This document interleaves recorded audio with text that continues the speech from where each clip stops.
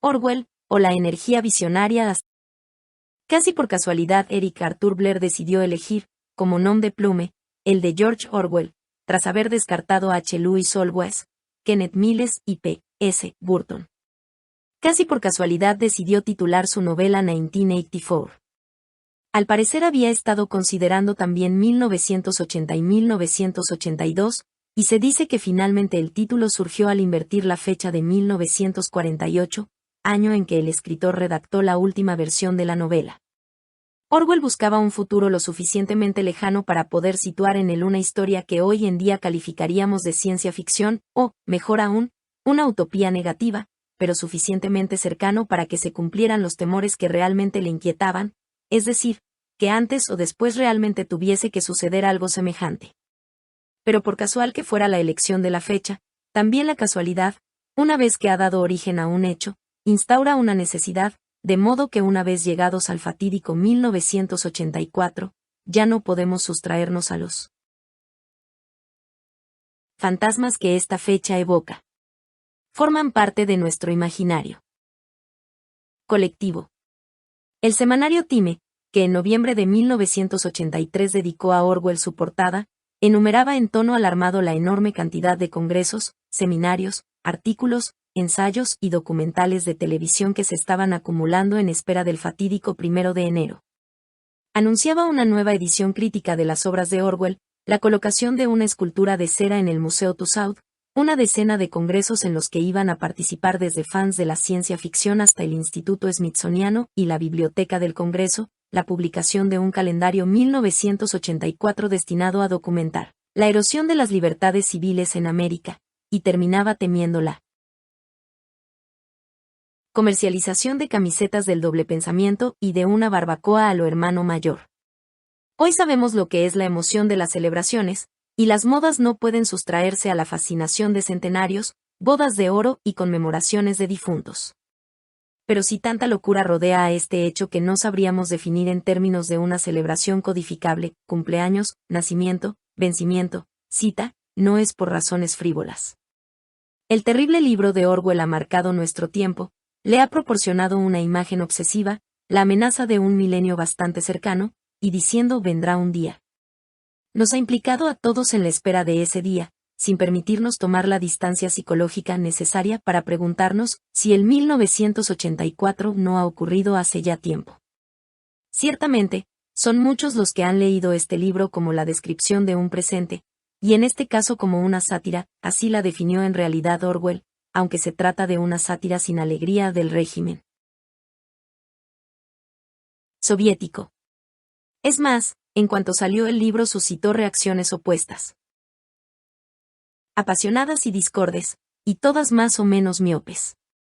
Unos lo interpretaron como un providencial panfleto de apoyo a la Guerra Fría, otros como un libelo conservador, olvidando que Orwell se consideró socialista hasta el final, otros por las mismas razones, pero de signo ideológico opuesto, consideraron a Orwell un lacayo del imperialismo. Y hubo quien insistió en la honestidad de ese anarquista herido por la terrible experiencia sufrida como voluntario en la Guerra de España, donde el grupo en el que militaba fue expulsado sin piedad por las formaciones comunistas.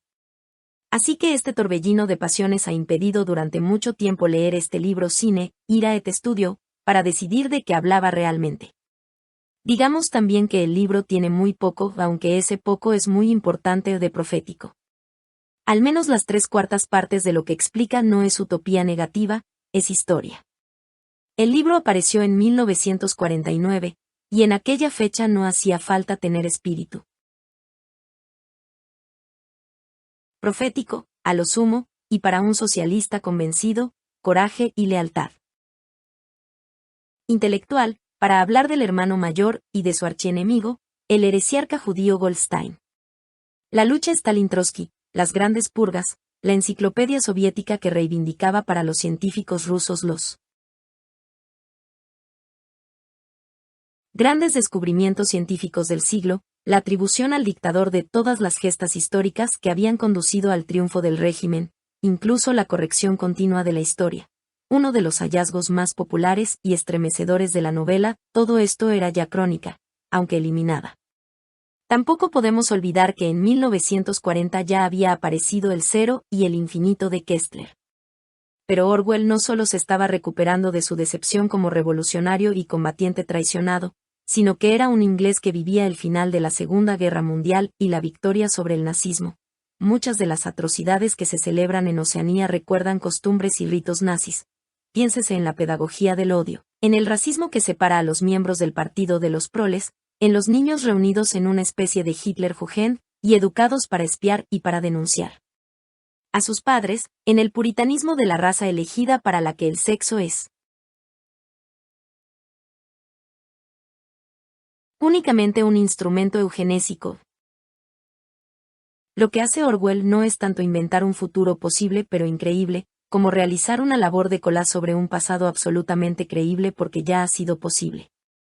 E insinuar la sospecha, tal como sugiere que los regímenes de los tres superestados en guerra continua sean sustancialmente iguales, de que el monstruo de nuestro siglo es la dictadura totalitaria y que, con respecto al mecanismo fatal del totalitarismo, las diferencias ideológicas en el fondo cuentan muy poco. Así interpreta 1984, por ejemplo, Bertrand Russell. Esta es sin duda una de las buenas razones que han convertido el libro en un grito de alarma, una llamada de atención y una denuncia, y es también por esto por lo que el libro ha fascinado a decenas de millones de lectores en todo el mundo. Sin embargo, creo que hay otra razón, más profunda. Y es que a lo largo de casi 4 décadas, las que nos separan de la publicación de 1984, se ha ido abriendo paso la impresión de que el libro, si bien por un lado hablaba de lo que ya había sucedido, por el otro, más que hablar de lo que podría suceder, hablaba de lo que estaba sucediendo. Tómese el indicador más evidente y luminoso, la televisión. Baird proyecta su primer televisor en 1926, las primeras transmisiones experimentales se realizan hacia 1935, en Inglaterra y en América C. Empieza a hablar de televisión no experimental después de la guerra, de modo que Orwell pone en escena algo que todavía no es un instrumento de masas, pero que ya existe, y no está haciendo ciencia ficción. Que a través de los nuevos medios de comunicación se pudiese recibir adoctrinamiento, no era una utopía negativa. La filosofía goebbelsiana de la radio como instrumento de propaganda y de control ideológico ya había sido ampliamente discutida.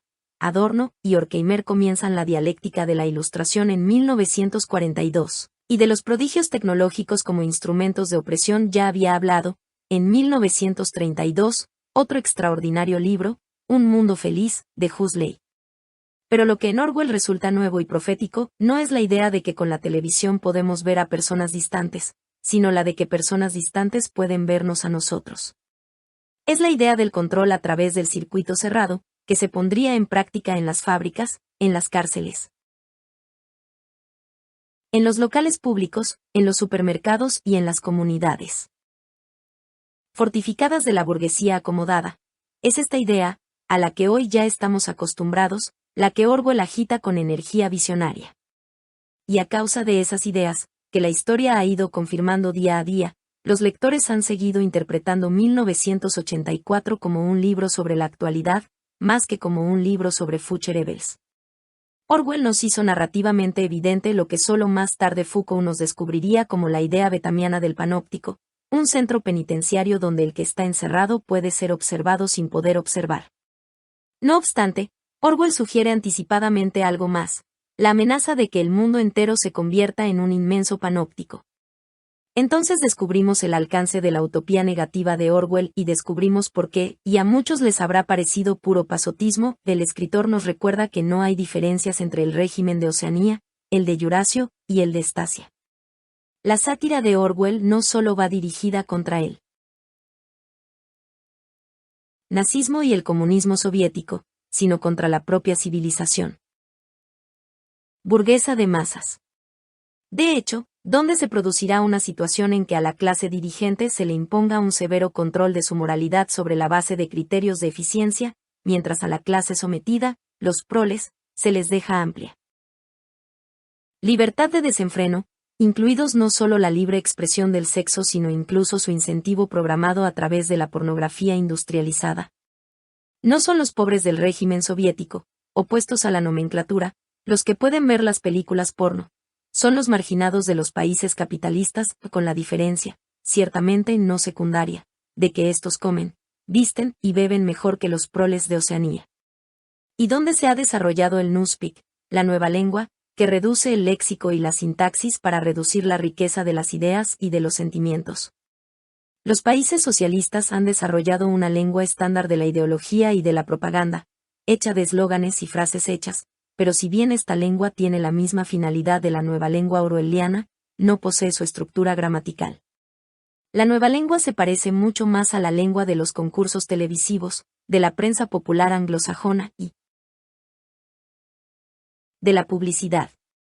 Muchas de las palabras que Orwell presenta en el breve Tratado de Lingüística que figura a modo de apéndice a su obra, aunque solo se lean en la adaptación del traductor, pero, a primera vista, la impresión, mutatis mutandis, es la misma que se tiene con un simple cotejo con el original, parecen salidas de la publicidad televisiva. Se asemejan a las palabras que dirigen diariamente al ama de casa y al niño los vendedores de felicidad con vales de regalo. Me pregunto qué diferencia hay entre palabras como infrío, doble plus frío, viejo pensar y barriga sentir, nueva lengua, y ilimitado, delicioso, chocobueno o refrescancia. Y finalmente, gran idea de Goldstein, Orwell anticipó no solo la división del mundo en zonas de influencia con alianzas cambiantes según los casos, con quien está hoy China. Idea que ya se podía extraer de las crónicas de Yalta, sino que vio lo que realmente está sucediendo hoy, que la guerra no es algo que estallará, sino algo que estalla todos los días, en áreas determinadas, sin que nadie piense en soluciones definitivas, de modo que los tres grandes grupos en conflicto puedan lanzarse advertencias, chantajes e invitaciones a la moderación. Ciertamente, muere gente, e incluso esas muertes se contabilizan, de modo que la guerra pasa de ser epidémica a endémica.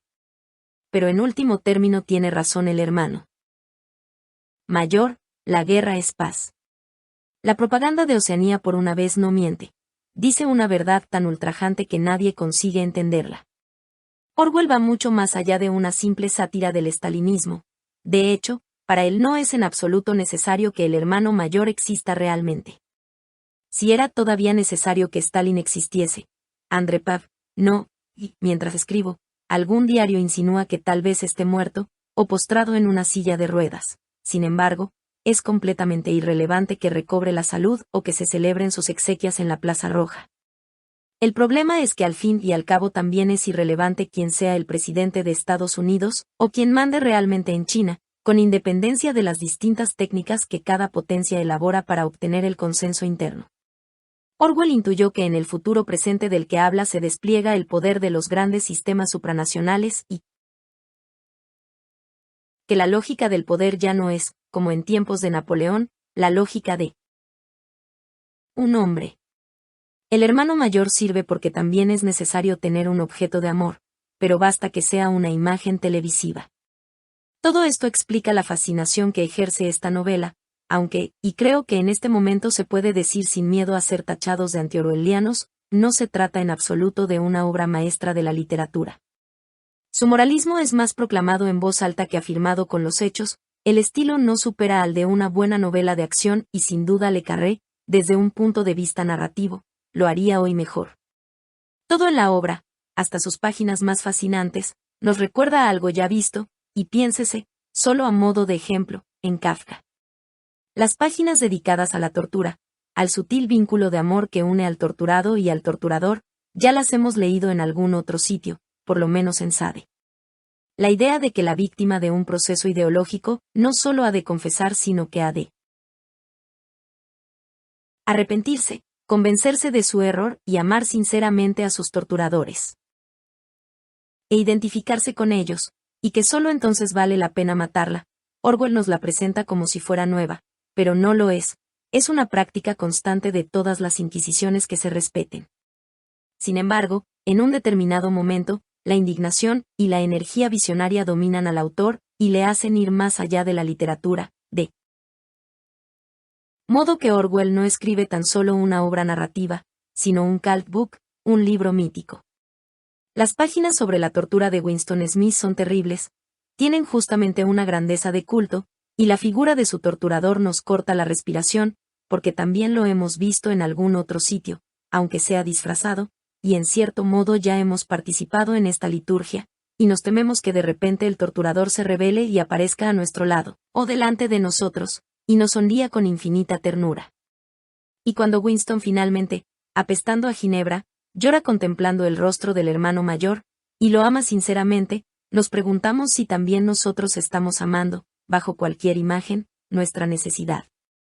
Aquí ya no estamos, solo, ante lo que habitualmente reconocemos como literatura e identificamos con la buena escritura.